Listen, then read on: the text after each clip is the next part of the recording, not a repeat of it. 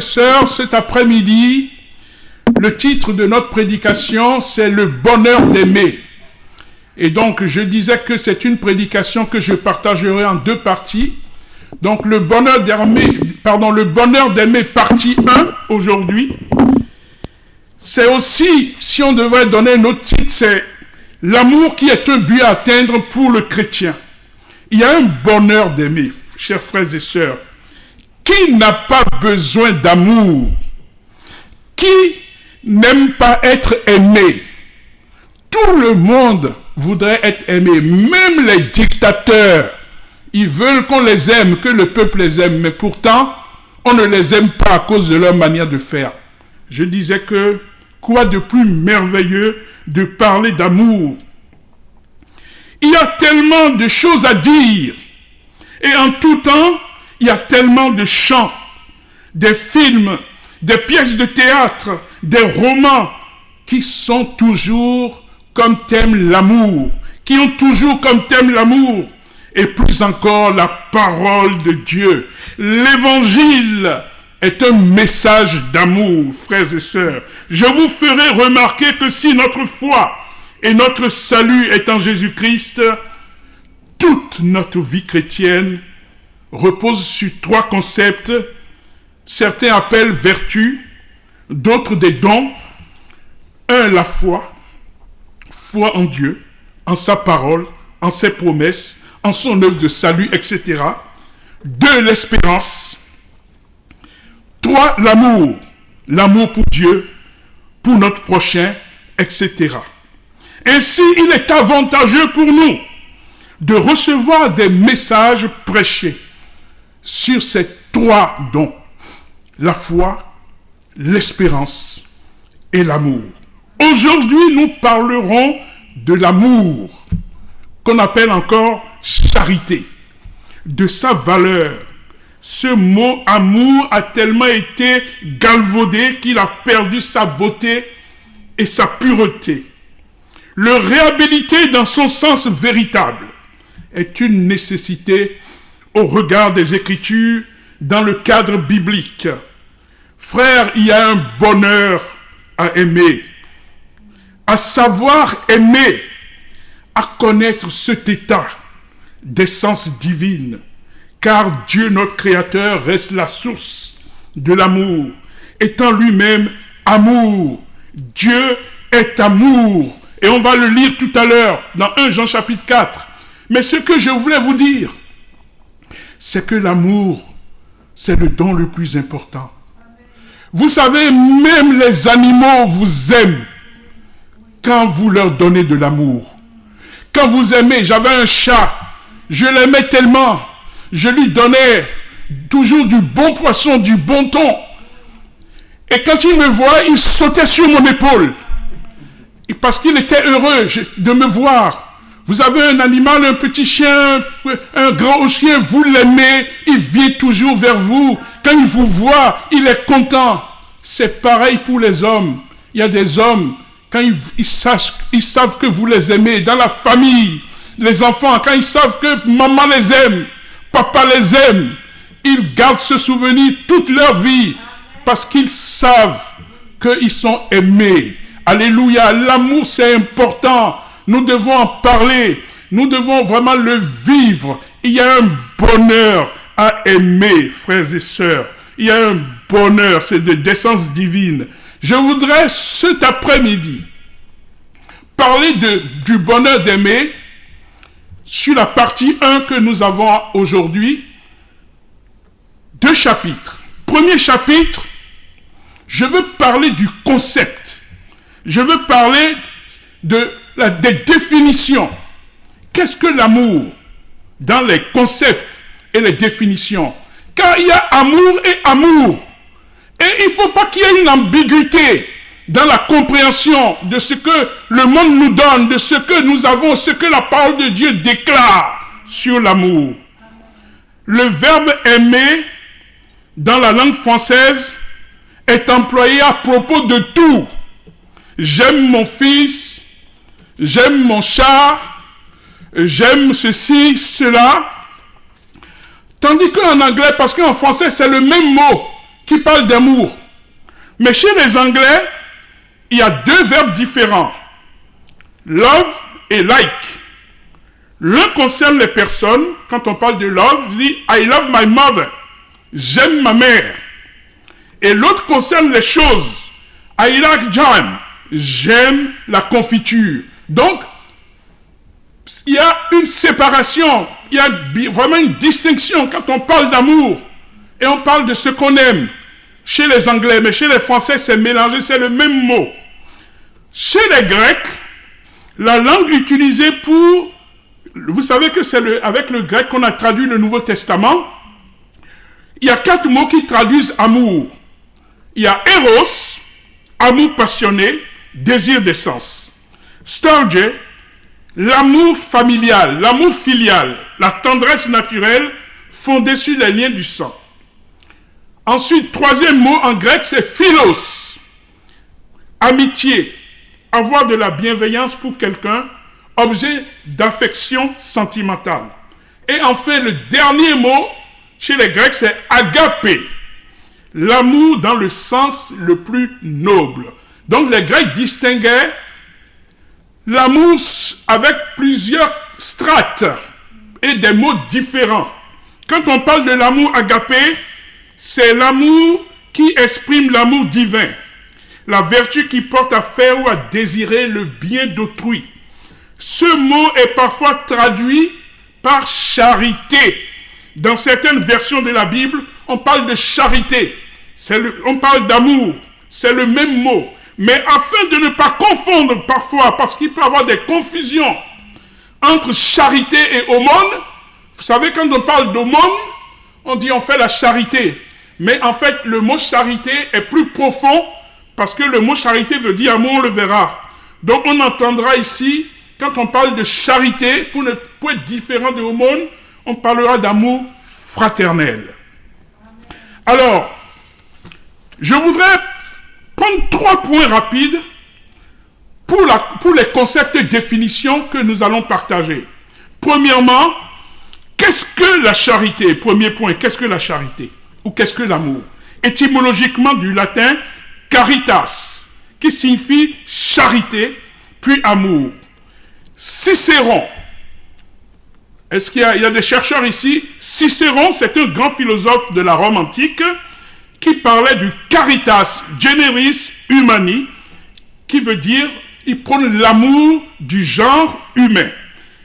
Et c'est pas caritas, ce mot-là, retenez, c'est un mot latin, caritas, que Jérôme de Stridon, c'est l'un des docteurs et pères de l'Église, de 347 à 420 après Jésus-Christ, il traduit le mot agapé dans la Vulgate. Là, nous sommes dans l'étymologie de l'amour. On est en train d'expliquer comment le mot est apparu et quelles sont les définitions et quelles sont les compréhensions, les concepts que nous avons. Parce que si on ne comprend pas de quoi on parle, je ne sais pas où on va aller. Et on ne peut même pas s'approprier quelque chose. Je parle du bonheur d'aimer. On ne peut pas s'approprier quelque chose si on ne comprend pas de quoi on parle.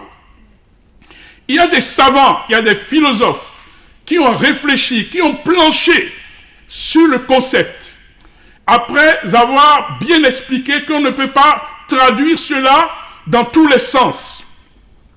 Et ici, on nous parle sur le dernier point de agapé, qui est traduit du grec, c'est le sens le plus noble de l'amour, qui traduit l'amour de Dieu, par ses pères, ces docteurs de l'Église qui l'ont reconnu, que c'est un amour divin, un amour inconditionnel, une qualité d'amour totalement désintéressée, dont Dieu seul est capable.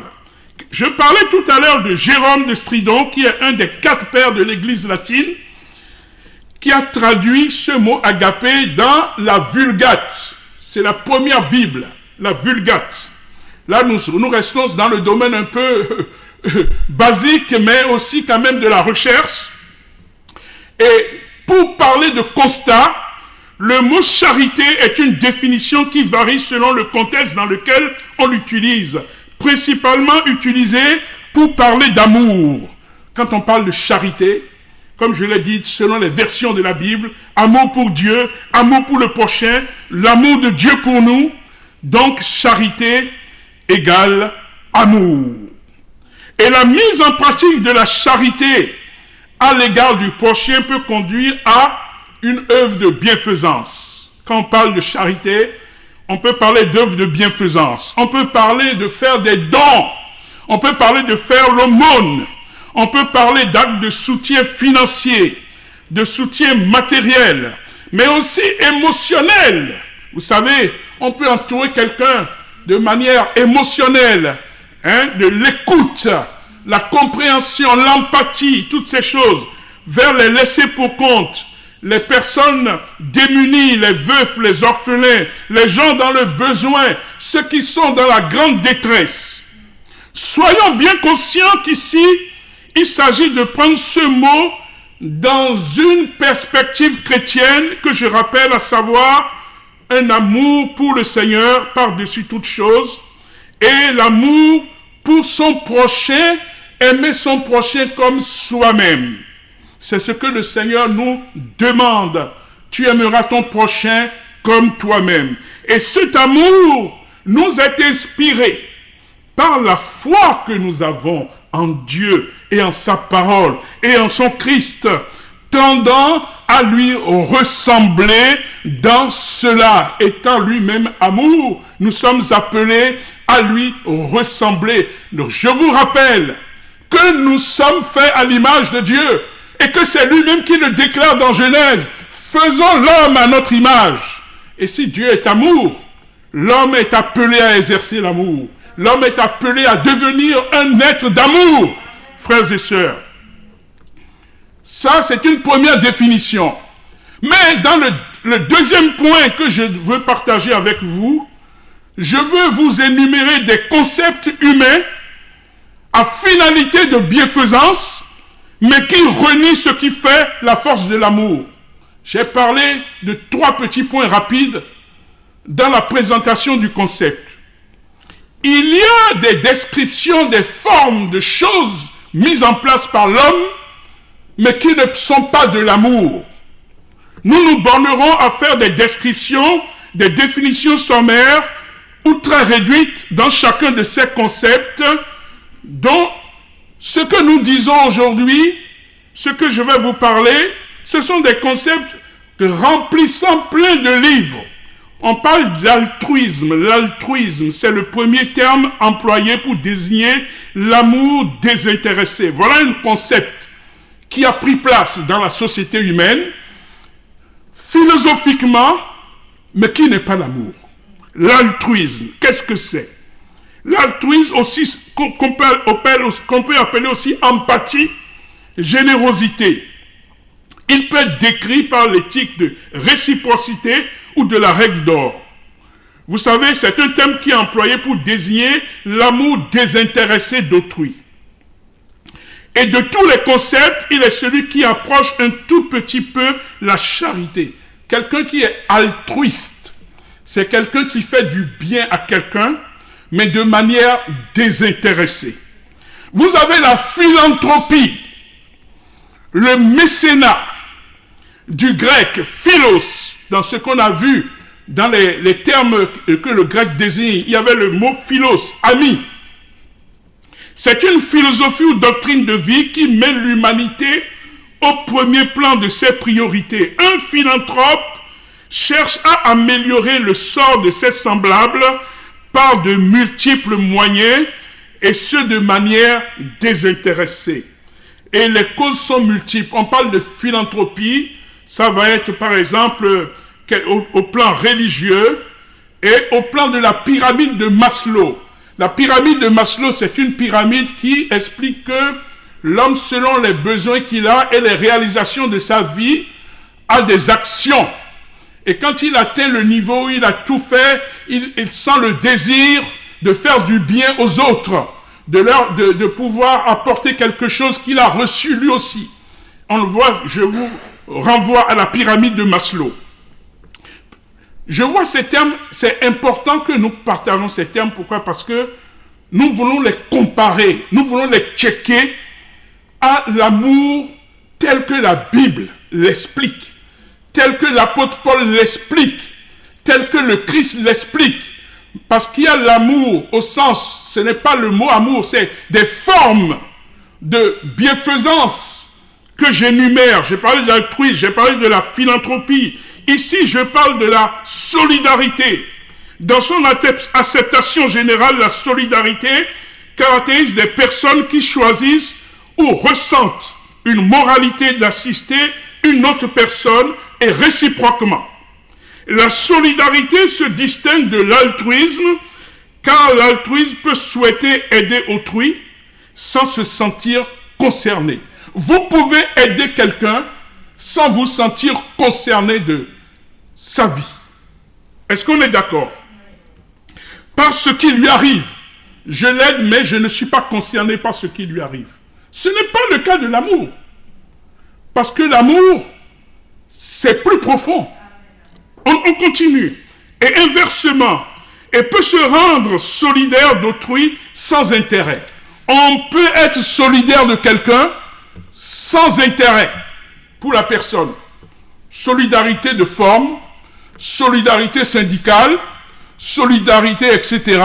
Mais ce n'est pas l'amour fraternel, ce n'est pas l'amour de Jésus-Christ, ce n'est pas l'amour qui donne sa vie pour quelqu'un. Vous avez le positivisme, qui désigne un ensemble de courants qui émanent principalement d'Auguste Comte. Auguste Comte, c'est un philosophe, c'est lui qui a fondé le positivisme, 1798 à 1857. On peut également associer au positivisme Turgot et d'Alembert. Turgot, c'est un contrôleur général des finances de Louis XVI, et d'Alembert qui est un mathématicien, physicien, philosophe. En fait, c'est quoi? C'est que, en devenant positif, l'esprit renonce au pourquoi. On ne cherche plus les causes par rapport à la problématique, mais on cherche la réalité des faits. C'est une approche scientifique de la compréhension des phénomènes sociaux. C'est-à-dire que ici, quand on parle de positivisme, on parle seulement des moyens. On ne cherche pas les causes par rapport à l'acte généreux qu'on veut poser. Et enfin, je vous parlerai encore de deux derniers, l'humanisme, qui est un courant culturel européen qui est né à la Renaissance, prenant la vulgarisation de tous les savoirs, même religieux. Ici, l'objectif est de mettre au premier plan le développement des qualités essentielles de l'homme. L'humanisme, c'est l'homme, tout pour l'homme, et l'homme sans Dieu, car l'homme est le centre. L'existentialisme est un humaniste, a dit le philosophe Jean-Paul Sartre. Ça, c'est une question de philo de bac, très souvent. Je crois que certains parmi nous l'ont eu. L'existentialisme est un humanisme. L'humanisme, c'est l'homme au centre. L'homme qui connaît tout pour l'homme, mais ce n'est pas... On peut être humaniste, c'est-à-dire que vous pensez à votre autrui, vous lui donnez ce qu'il faut, vos recherches scientifiques, c'est pour lui, vos découvertes, c'est pour lui, et tout ça, mais l'humanisme exclut Dieu. On continue. Le paternalisme. Attitude consistant à se conduire comme un père envers d'autres personnes sur lesquelles on exerce ou tente d'exercer une autorité, une forme d'infantilisation. Il y en a beaucoup qui vous disent, ouais, tu apparais comme un paternaliste. À l'époque, on avait l'exemple des paternalistes, c'était les grands industriels, que ce soit dans les mines de charbon et autres, tout ça, qui construisent des maisons de logement pour les salariés et tout ça, mais l'objectif, c'est de bien les surveiller. L'objectif, c'est de bien les encadrer, qu'il n'y ait pas de grève, parce que on redistribue sous cette forme une petite partie des bénéfices, mais toujours pour gagner un peu plus. Le paternalisme, c'est celui qui est un peu... D'ailleurs, ce paternalisme a été un peu utilisé aussi dans le cadre colonial entre certains pays et d'autres pays qui ont été colonisés, où il y avait des condescendances de manière de traiter. On prenait les autochtones de ces pays comme des enfants à qui on pouvait faire tout ce qu'on veut. C'est le paternalisme, frère. Je reste quand même assez équilibré dans ce que je dis. Et tous ces concepts présentés ne peuvent pas être mis en égalité avec l'amour. Tout ce que je viens de citer, depuis le départ, que ce soit l'altruisme, la philanthropie, la solidarité, le positivisme, l'humanisme, le paternalisme, il y a même le constructivisme. Je peux vous assurer que tous ces éléments ne peuvent pas être mis en égalité avec l'amour, le mot amour, car ils ont tous des limites sérieuses, ne serait-ce que sur le plan du désintéressement et de la motivation. Troisième dernier point, l'amour ou la charité selon la Bible. Que dit la Bible de l'amour? Il y a ce que les hommes peuvent en interpréter, et nous avons vu les facettes. Mais que dit la Bible? Car de ce que nous venons de présenter, ce qui précède, la question du vrai amour a une réponse claire. C'est le cœur. Le socle en est le cœur, son état, sa motivation. L'amour ne trompe pas, parce que ça vient du cœur. L'amour, ce n'est pas de façade, parce que la façade, on ne voit pas ce qu'il y a à l'intérieur. C'est pour cela que Jésus, en venant sur terre, a manifesté son amour pour l'humanité. On a besoin de se réapproprier, de comprendre une humanité dont il a été particulièrement proche, en se faisant lui-même homme. Et il était proche des pauvres, des humbles, des délaissés. Voici ceux qui étaient accueillis par le Christ. Alléluia. Il n'est pas né dans le palais des rois. Il est né dans une étable. Nous avons les ferments, les véritables témoignages de ce que le Seigneur était pour ceux qui étaient faibles. Il a dit, je ne suis pas venu pour les bien portants. Je suis venu pour ceux qui sont malades. Alléluia. Un amour totalement divin. En ce sens qu'il était inconditionnel. Il n'était pas venu pour juger, ni condamner, mais pour sauver. Un amour dont seul Dieu est capable et qu'il propose de donner à ses enfants, à ses disciples par le Saint-Esprit. C'est le Saint-Esprit qui nous rend capables d'aimer comme Jésus-Christ. C'est lui qui nous rend capables de vivre la dimension, le bonheur d'aimer. Il y a un bonheur d'aimer, frères et sœurs, c'est de ça que je vous parle aujourd'hui. Et c'est un choix. C'est du courage. Dans le monde dans lequel nous sommes, où tout est fermé, où l'amour n'est même pas compris. Et je vais revenir à cela. Un passage très explicite se trouve dans l'évangile de Jean, chapitre 21, verset 12, qui relate une conversation au cours de laquelle Jésus demande à son disciple Pierre, s'il l'aime, m'aimes-tu, Pierre? Employant ici la traduction du grec, quand Jésus pose la question à Pierre, Pierre, m'aimes-tu? C'est agapao, agapé, c'est l'amour agapé. Est-ce que tu m'aimes, Pierre? Et Pierre ne pouvant répondre mieux qu'avec le mot philéo, la traduction de Pierre. Quand Pierre dit, Seigneur, oui, tu le sais, je t'aime. C'est philéo. La traduction du grec là, c'est philéo, c'est-à-dire animé d'un lien social. Et c'est pour cela que on peut comprendre. Ce passage, c'était la restauration de Pierre après le reniement de Jésus-Christ, après la souffrance de Pierre. Quand Pierre a renié Jésus, il a beaucoup souffert. Il a beaucoup souffert. Mais Jésus revient vers lui et lui pose la question, m'aimes-tu? M'aimes-tu, Pierre? Agapé, as-tu l'amour agapé pour moi? Et Pierre qui répond, Seigneur, tu sais que je t'aime. Ce je t'aime là, c'est philéo. C'est toujours d'abord le lien. C'est pas l'amour agapé de Jésus. On peut donc comprendre que le mot amour peut être décliné selon le sens par plusieurs expressions. Chez les Grecs, on a parlé d'agapé, éros, je le rappelle rapidement, philéo.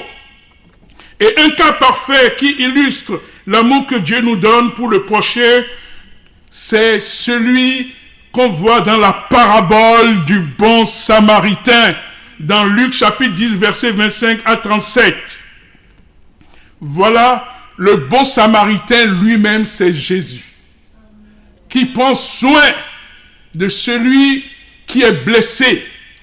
Adam, l'homme Adam, qui est blessé dans le jardin, qui a été frappé par les brigands, qui descendaient de Jérusalem à Jéricho.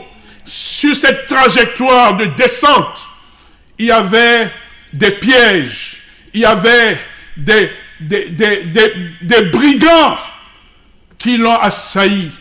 Mais on a vu comment, je vous exhorte à relire Luc chapitre 10, versets 25 à 37, comment le bon samaritain a agi envers cet homme blessé, l'a porté, l'a soigné d'abord ses blessures. Il a été laissé mort pour mort, blessé avec du sang, presque mort. Et comment il l'a porté, comment il a soigné ses blessures, comment il l'a mis sur sa monture, comment il l'a amené à l'hôtellerie, et comment il a donné encore, il a demandé à l'hôtelier de prendre soin de lui.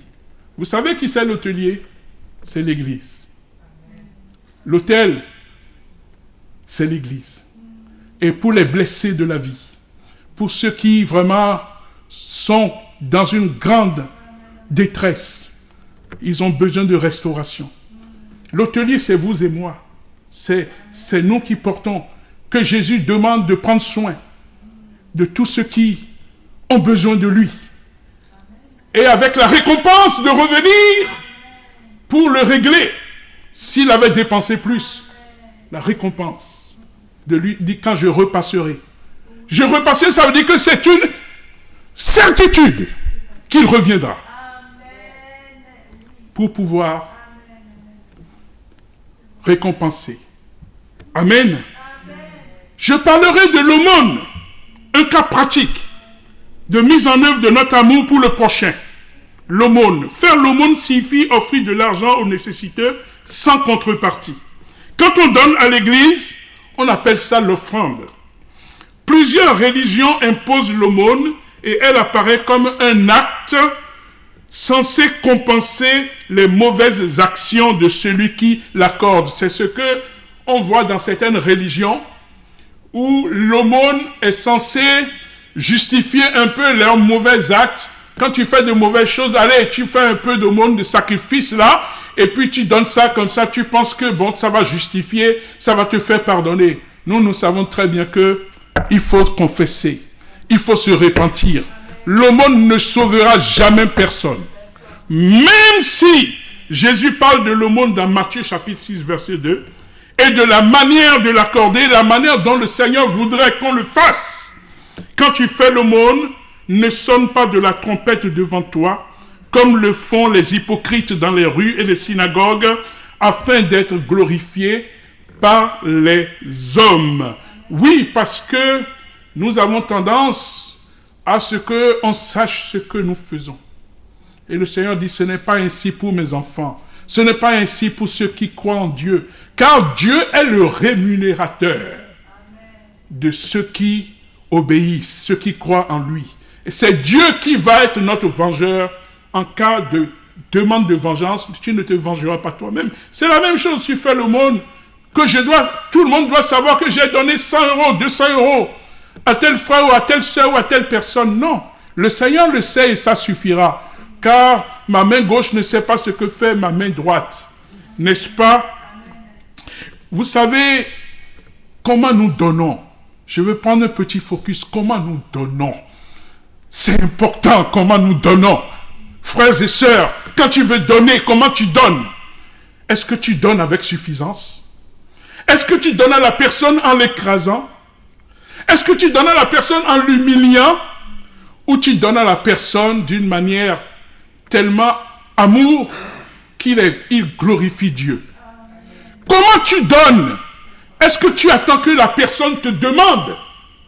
Il y a des gens qui ne vous demanderont rien, mais ils sont dans le besoin. Il y a des gens à qui vous donnez, ils vont dire, je t'ai rien demandé, c'est toi qui m'as donné, hein? Je t'ai rien demandé. Au lieu d'être reconnaissant, de dire, j'étais dans le besoin, et il m'a donné. Le Seigneur l'a inspiré, et il m'a donné. Vraiment, je glorifie Dieu. Et non, je t'ai rien demandé, c'est toi-même qui m'as donné, comme si je me justifie. Je dis, comment nous donnons?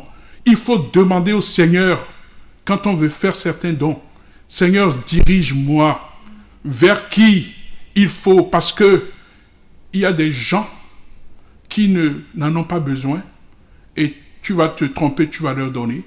Il y a des gens qui vont jouer aux pauvres, ou aux trompeurs, mais l'homme aime l'extérieur. Vous savez que dans les demandes sociales, il y en a quand ils vont voir l'assistance sociale ou bien ils vont au resto du cœur, ils portent des habits déchirés, ils gardent sa belle voiture loin, et puis il faut qu'il apparaisse comme quelqu'un qui est dans le besoin, dans le dénuement, et quand on le voit, on dit, ah vraiment, lui là, il est vraiment dans le besoin, on lui donne. C'est un trompeur. Il y a quelqu'un qui peut être dans le besoin, mais qui est bien habillé, qui est correct, il essaie d'être propre. Mais tu le vois, tu dis, non, lui n'a pas besoin. Mais c'est faux. Parce que dans son cœur, il en a besoin. Et je dis, il faut aussi demander que le Saint-Esprit te guide. Quand tu veux faire un don, tu veux faire une libéralité. Mais je reviens pour dire comment nous donnons. Là, on parle de l'amour, le bonheur, comment nous prenons soin des autres. Alors, c'est vraiment important que nous puissions être en relation avec le Seigneur, prier que le Seigneur, le Saint-Esprit nous guide. C'est lui qui va nous guider. Comment on va faire? Alléluia. Et on ne va pas être trompé, parce qu'il y en a qui peuvent chercher à nous tromper.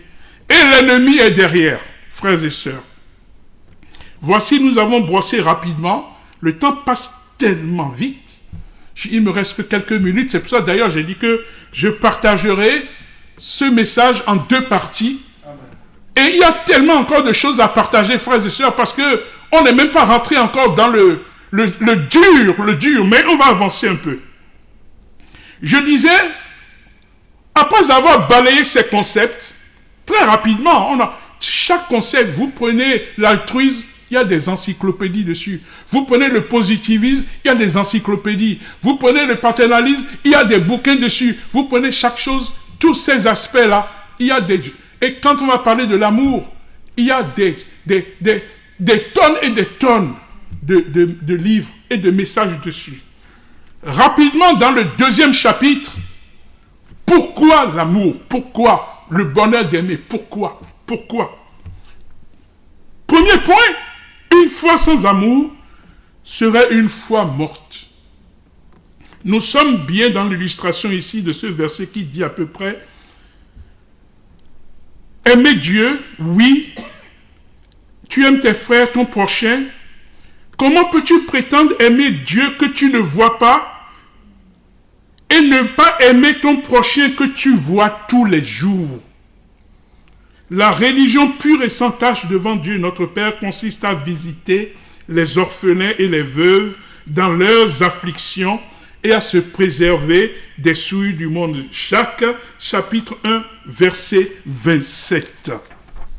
L'Évangile pousse chacun de nous à vivre non pas pour soi-même, mais pour celui qui est mort et ressuscité pour nous. Et concernant l'Église, il y a beaucoup de choses à dire dans ce domaine. L'Église est le lieu où chacun devra retrouver beaucoup d'amour. Est-ce que vous trouvez de l'amour? Si vous ne trouvez pas de l'amour ici, nous avons échoué. Je le dis avec conviction. Si tu viens dans ce lieu et que tu ne trouves pas des frères et des sœurs qui t'aiment, ils n'ont rien compris à Christ. Et nous avons échoué. Je le dis, c'est important. L'Église est le lieu où chacun devra retrouver beaucoup d'amour et de compassion et de compréhension. Parfois, au sein de nos églises, pas toutes, certaines églises ou chrétiens, le bien-être et le succès individuel recherchés prennent le pas, parfois sur le soutien spirituel, affectif, matériel aux frères et sœurs dans le besoin. Peu de chrétiens pensent à visiter les malades, à prendre des nouvelles des personnes éprouvées par la solitude, le deuil, etc. Je suis dedans aussi. Rares sont les ministères qui ont en leur sein des départements d'aide sociale. L'Église doit faire aussi du social. Jésus-Christ enseignait sur la montagne et quand les gens, il les a vus, ils n'avaient pas mangé depuis plusieurs jours. Il avait même demandé aux disciples de leur donner à manger. Ils étaient incapables. Il y avait quelques pains et quelques poissons. Mais ça prouve que c'est Dieu qui nourrit la terre. Ça prouve que c'est lui qui nourrit la terre, qui a nourri la multitude ce jour-là. L'Église doit penser à ceux qui sont dans le besoin. Nous devons prier pour que le Seigneur bénisse. Même dans l'Ancien Testament, on le voit. Les offrandes, les machins et tout, au temple, ça apportait aussi pour les indigents. On dit qu'il y avait... Et nous avons lu dans Actes des Apôtres, au début des Actes des Apôtres, qu'il n'y avait pas d'indigents dans l'Église. Chacun apportait ce qu'il avait et il partageait entre eux. Et il y a eu la mise en place du diaconat. C'est le seul modèle que j'ai vu de toute ma vie où il n'y avait pas d'indigents. Tout le reste, il y a toujours eu des indigents partout, même dans le socialisme, même dans le communisme. Mais là, c'était une réussite à cause du Christ. Frères, nous parlons de choses importantes. Sœurs, nous parlons de choses importantes. Et c'est de l'amour aussi. Ce qui apporte pour que les autres puissent être suffisants. Le défi de l'amour doit commencer dans nos églises. Qu'est-ce que nous allons apporter? Qu'est-ce que nous allons prêcher? Aujourd'hui, l'église est tellement décriée. Aujourd'hui, sur les réseaux sociaux, il n'y a pas de jour, il n'y a pas de critique. Parce que beaucoup de gens nous desservent. Beaucoup de gens ne sont pas dans la ligne. Au contraire, on ne parle que d'argent, que les gens donnent de l'argent, que les fidèles apportent de l'argent pour qu'on prie pour eux. Le pasteur, il y a des églises où, pour voir le pasteur, il faut donner de l'argent. Où est-ce que tu as vu ça dans l'évangile de Jésus-Christ? Où des gens voulaient voir Jésus vont être guéris, les apôtres Pierre, Paul, Jean, et il a demandé de l'argent. Au contraire, même il a dit que tu périsses avec ton argent. À ce Simon le magicien qui a vu le Saint-Esprit descendre, que le baptême du Saint-Esprit, et qui a voulu, pas envie, être comme les apôtres, et il a dit qu'il leur proposait de l'argent pour qu'il lui donne ce don-là. Et Pierre lui a dit que tu périsses. Ce magicien lui a dit que tu périsses avec ton argent. Où est-ce qu'on a vu ça? Dans l'église, demander de l'argent pour prier pour les gens, demander de l'argent pour intercéder pour eux afin qu'ils soient guéris. Ce ne sont pas des hommes de Dieu. Mais le Seigneur connaît ceux qui le servent. Le Seigneur fera la part entre ceux qui le servent, ceux qui l'honorent et les autres. C'est un constat. Beaucoup de frères et sœurs ressentent ce besoin d'amour fraternel. Nous avons besoin de vivre cet amour fraternel, frères et sœurs. Je reviendrai là-dessus dans la deuxième partie. Il y aura une partie consacrée spécialement à l'amour fraternel. L'amour, deuxième point, couvre. Pourquoi? J'ai dit pourquoi l'amour? Le bonheur d'aimer. Le bonheur d'aimer. L'amour couvre une multitude de péchés. Quand on aime, ça, la parole de Dieu déclare dans deux passages, Proverbe 10, verset 12, la haine excite les querelles, mais l'amour couvre toutes les fautes. 1 Pierre chapitre 4, verset 8, avant tout, ayez les uns pour les autres un amour ardent, car l'amour couvre une multitude de péchés. Voilà pourquoi le bonheur d'aimer, pourquoi l'amour?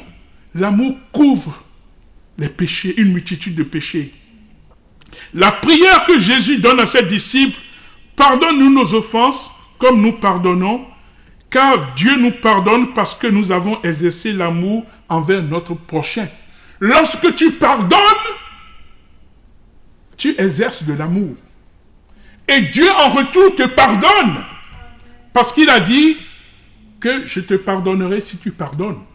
C'est parce qu'il a dit dans la parole, pardonne-nous nos offenses comme nous pardonnons à ceux qui nous ont offensés. Dans la prière du Notre Père, l'expression couvrir ici ne veut pas dire que Dieu ferme les yeux, qu'il dissimule les excuses, les justifie, comme le sens en français voudrait le signifier. Mais c'est le contraire. Nos péchés sont couverts par le sang du Christ versé.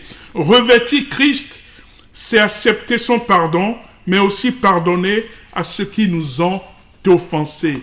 Donc l'amour, quand nous exerçons l'amour, quand nous aimons, ça couvre une multitude de péchés. Lorsque Jacques dit à propos de l'onction des malades, dans Jacques chapitre 5, versets 14 à 16, « Quelqu'un parmi vous est-il malade, qu'il appelle les anciens de l'Église ?» Ici, il est question d'Église. La prière de la foi sauvera le malade. Ce sont les anciens responsables de l'Église qui prient ici. C'est l'amour fraternel qui impose aux anciens de prier. Et ça devient un facteur de guérison dans l'obéissance de la parole. Est-ce qu'on a compris ça? Des hommes et des femmes qui sont à la brèche. Des hommes et des femmes qui se tiennent debout pour le Seigneur. C'est de l'amour. Parce que quand ils se réunissent pour prier pour le malade, pour le porter devant le Seigneur, c'est un geste d'amour, mais d'obéissance. Et là, elle devient un facteur de guérison. Parce que c'est la promesse que le Seigneur le guérisse quand on prie pour lui. Amour et vérité dans l'Église. Un autre exemple, c'est dans Jacques chapitre 5, versets 19 à 20. Mes frères, si quelqu'un parmi vous s'est égaré, il s'agit ici encore d'un acte d'amour. Nous sommes invités à cet amour. Quelqu'un s'est égaré. Donc on prie pour lui. On l'exhorte. On le conseille. Si quelqu'un parmi vous s'est éloigné de la vérité, qu'un l'autre l'y ramène. N'est-ce pas? Voici ce que le Seigneur nous invite. Nous sommes invités à cet amour dans l'Église dont Dieu se sert pour guérir et sauver. Ainsi, l'amour est agréable à Dieu. Dieu cherche des hommes qui se tiennent à la brèche, qui intercèdent. L'amour donne du zèle. Vous savez que quand on prie pour quelqu'un, on veut que la personne soit heureuse, que la personne s'en sorte. Et Dieu regarde la motivation de notre cœur, la motivation de notre prière. Est-ce qu'on va dire, oh, c'est bien fait pour lui? Oh, lui, là, vraiment, il a eu ce qu'il mérite. Au contraire, le chrétien voudrait dire vraiment, Père, fais-lui grâce. Et celui qui est honoré, nous sommes honorés. Celui qui est blessé, nous sommes blessés. Celui qui est dans le chagrin, nous devons porter le chagrin avec lui. C'est de l'amour, frères et sœurs. Pourquoi l'amour? 1000 raisons d'aimer. Il y a un bonheur à aimer, je le dis toujours. Parce que nous avons besoin de rentrer dans cette dimension de félicité du Christ, qui est amour en tout temps, qui a les ressources de l'amour, et vivre cet amour. Parce que celui qui aime, il sera aimé en retour. Je vous assure. Celui qui aime, il y a quelque chose qui est sur toi, qui rayonne, qui attire, qui éblouit. Et même l'homme le plus mauvais, il va confesser, il va reconnaître que celui-là, il est différent. Nous sommes différents.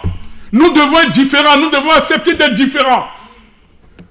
Et l'amour en fait partie. Je disais que Martin Luther King, ici je cite, « L'obscurité ne peut pas chasser l'obscurité. Seule la lumière le peut. La haine ne peut pas chasser la haine. Seul l'amour peut chasser la haine. Dans un monde de plus en plus méchant, de plus en plus difficile, de plus en plus concurrentiel, chacun joue des coudes pour défendre sa place. Et si possible, l'améliorer. Un monde qui ne valorise, qui ne parle, ne montre que les meilleurs, les plus beaux, les plus forts. Et nous savons souvent à quelles conditions ils le deviennent. Il n'y a que pour l'individualisme, le chacun pour soi, le paraître, écraser l'autre. Après moi, le déluge, exploitation, fraude, cupidité, j'en passe. Notre société, dans cette société, sans repère, d'abandon des responsabilités, pétrie de violence et de barbarie. Chacun de nous, frères et sœurs, devrait être conscient du rôle qui est le sien, à savoir briller de 1000 feux de l'amour dans un monde de ténèbres, un monde rempli de haine. Nous devons refuser d'accepter le point de vue que notre humanité est si tragiquement condamnée. On pense qu'on ne peut plus rien en tirer. Il y a des gens qui vous diront on ne peut plus rien en tirer. Ce monde est fichu. Ce monde est perdu. C'est vrai que si on s'arrête sur tout ce qu'on voit, aujourd'hui, tout le monde, vous ne pouvez même pas laisser votre porte ouverte. Vous allez revenir, tout est vidé. Il y a des voleurs partout. C'est vrai, nous sommes dans un monde difficile où de plus en plus, on constate que l'obscurité augmente. La méchanceté augmente. Les valeurs se perdent de plus en plus et ça attaque même les enfants, les jeunes. Nous devons refuser d'accepter le point de vue que notre humanité est si tragiquement condamnée à la nuit sans étoiles, de la guerre, du terrorisme, du racisme, de l'oppression, de la servitude. Nous devons refuser d'accepter que le lumineux point du jour de la paix, de la fraternité, de l'amour ne puisse devenir une réalité. J'ai l'audace de croire que partout, des hommes et des femmes pleins de bonne volonté et remplis d'amour peuvent reconstruire ce que les égoïstes, égocentriques ont déchiré. Frères et sœurs, nous sommes appelés à cela. Manifester l'amour, vivre l'amour, apporter l'amour là où il y a la haine, là où il y a le désastre, là où il n'y a plus d'espoir, que des hommes disent j'ai repris espoir, parce qu'ils ont rencontré Jésus, parce qu'ils ont rencontré des disciples de Jésus-Christ qui manifestent l'amour, désirons l'amour. Moi j'ai demandé au Seigneur, je veux aimer comme toi, je veux apprendre à aimer comme toi. Je ne dis pas que j'y arrive comme lui, mais je compte sur lui et je ne me décourage pas parce qu'il y a un bonheur à aimer. Il y a quelque chose à vivre. Dieu veut que nous découvrions la dimension de l'amour. Je présenterai dans la deuxième partie aussi les garde-fous, les limites pour ne pas prendre trop de coups. Parce que quand on aime, en retour, on peut prendre beaucoup de coups. On peut prendre beaucoup de blessures. Le Seigneur veille sur nous parce qu'il veut aussi qu'on ait de la sagesse. Alléluia. Qu'on ait de la sagesse dans la manière de faire.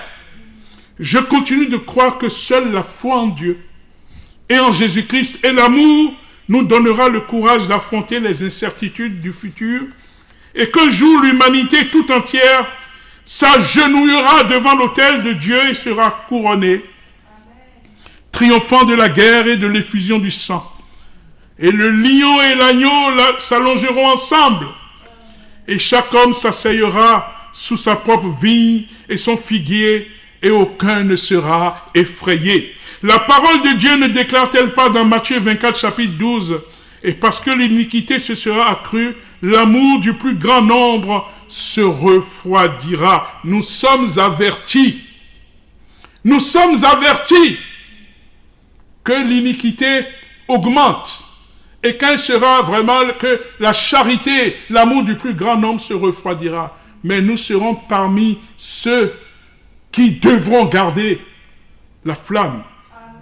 Parce que nous serons connectés au Seigneur. Il faut que tu comprennes, mon frère, ma soeur, je comprends comme toi aussi, que la source de l'amour, c'est Jésus.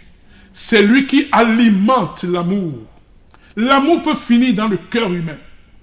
Un homme peut penser qu'il aime, mais l'amour finit. Mais l'amour ne peut pas finir quand nous sommes connectés à Jésus-Christ.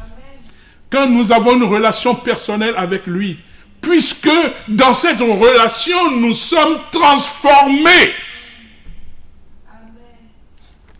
par la prière, par le désir de servir, par le désir d'aimer. Dieu alimente. Il a dit, vous êtes les sarments, je suis le cep. Et que vous ne pouvez rien faire sans moi. Et si nous ne sommes pas greffés au cep, à un moment donné, si l'amour s'arrête et ça tombe. Mais si nous sommes greffés au cep, la sève du cep nous alimente en amour. Et nous devons désirer aimer. Et Dieu est celui qui émonde le sarment, le coupe, l'émonde, il découpe, il enlève tous les petits bourgeons, tous les petits trucs secs pour que ça porte du fruit. Et si nous portons du fruit, c'est ainsi qu'il est glorifié. Alléluia. C'est important ce que je partage avec vous et moi-même.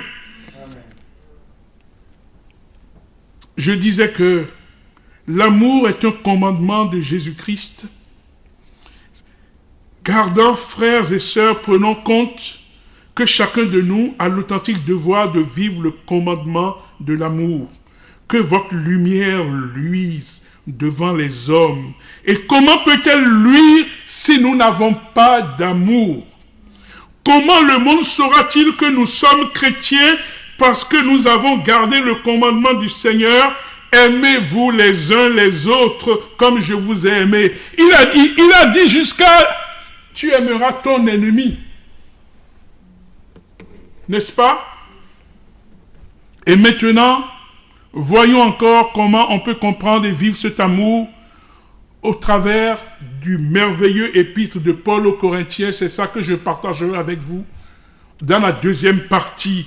Vous savez, tous ces passages qui parlent de l'amour croit tout, l'amour excuse tout, l'amour justifie tout, savoir aimer le bonheur qu'il y a dedans, il a expliqué. C'est ce que je vais partager dans la deuxième partie du bonheur d'aimer que le Seigneur nous donne, parce que jusqu'ici, on a présenté un peu les concepts et on a parlé de ce que c'est que l'amour.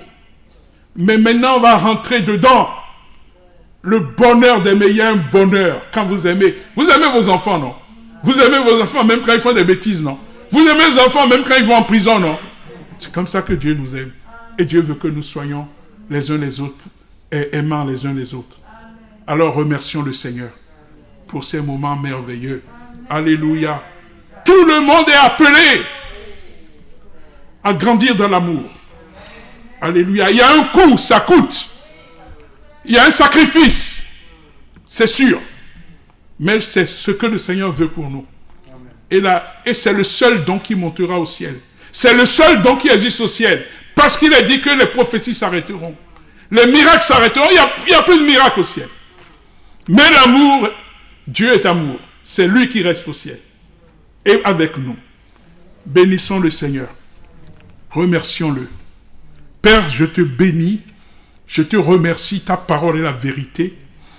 Seigneur, parlez de ton amour. Parlez de l'amour. Rends fort, rends joyeux. Donne la vie. Seigneur, bénis ton Église. Seigneur, envoie-nous ton amour. Seigneur, souviens-toi de nous dans ton amour. Seigneur, bon Samaritain a besoin de toi, mais toutes les églises, je bénis tous les frères et sœurs, je bénis tous ceux qui sont sur le mythe. Seigneur, tous ceux qui ont entendu ce message, Seigneur, apprends-nous à aimer. Apprends-nous à aimer, c'est toi qui es amour. Apprends-nous à accueillir les autres. Apprends-nous à comprendre les autres. Apprends-nous à tenir compte des intérêts les uns des autres. Père, à toi la gloire. À toi la puissance. Seigneur, fais-nous grandir dans l'amour. Seigneur, que ton amour nous consume. Que ton amour nous presse. Que ton amour luise en nous, chacun, chacune. Au nom de Jésus-Christ. Amen.